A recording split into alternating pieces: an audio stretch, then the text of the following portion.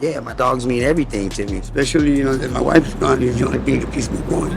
I don't think I could have made it without them. They're my family. Even though I am alone out here, I don't feel like I'm doing it by myself.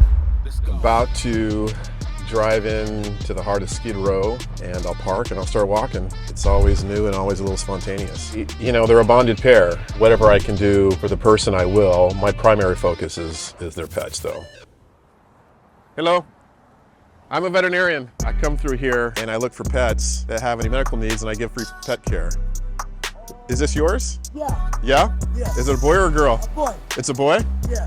I can take a look, yeah. Check on it? All right. Yeah. Charlie, hi. Hey. Do you have any medical history on him at all? He was rescued by Jasmine from her ex-boyfriend. Apparently he was hitting Charlie. I never thought I would go through this, but I'm going through it, and I'm getting through it. So I can leave you with some deworming. Okay. Take care of any parasites you may have.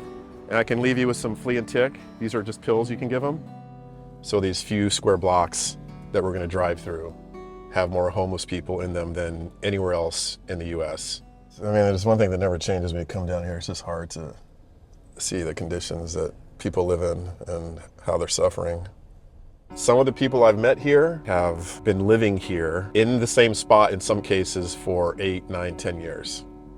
I'll get by and I'll figure it out, and a week in their car turns into a month in their car, and then in some cases they lose their car and then they're on the sidewalk. Jason, I got more ear medicine for you. Lady Grace had an infection, we treated it, you said it cleared up, but it's kind of intermittent. Hey baby. All right, Jason, I'm gonna leave you with this bottle. So this is an ongoing treatment? I want to clean her ears out. The moment I try to even touch her, she's like, oh no. And she tips off like, I've been out here about 10 years now, and my dogs mean everything to me. They keep my sanity.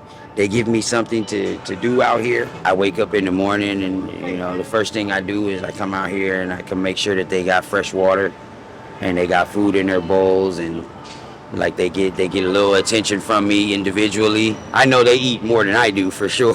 Like a pet companion is like the best thing that you can have, if you are homeless, because that way you don't never feel alone. Even though I am alone out here, it's like I never really feel like I'm alone. I don't feel like I'm doing it by myself.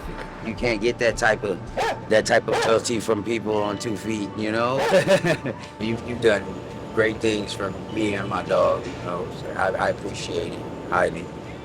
My name is Dr. Kwane Stewart, and for the last 12 years, I've devoted my time to serving the medical needs of pets of the unhoused.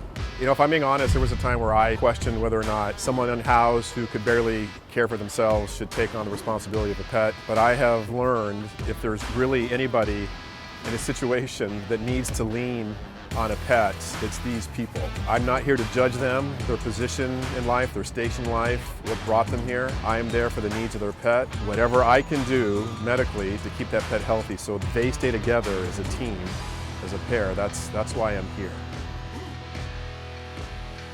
Who's your friend here? This is my dog, had him for 12 years, Noodles. Noodles? Yeah, he was my wife's service dog, but he passed away 6 months ago.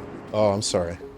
I'm just doing a basic exam, but he's been chewing himself quite a bit, scratching his legs in particular, and crying and whimpering, yeah. Probably an allergy. There's very few things that work. I do carry one, in fact, that I'm gonna try. It's an injection. Okay, all right, perfect. 6 months since my wife passed away. Basically, I lost everything, but I'm getting back on my feet, and hopefully by September, I believe I should have my own place. Everything goes okay. It's all I got. That's what I said. She left me him, I gotta take care of him as best I can, And like I say, he's everything to me. He means so much to me.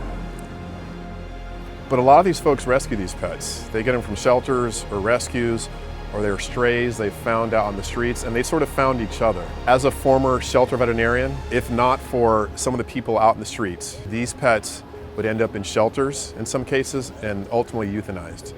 You got him from the shelter? I did. All right, how long ago? Like a week ago. A week ago? Uh-huh. Oh, on the side of his neck. Yeah, they said when they got him, he had a lot of fleas or whatever.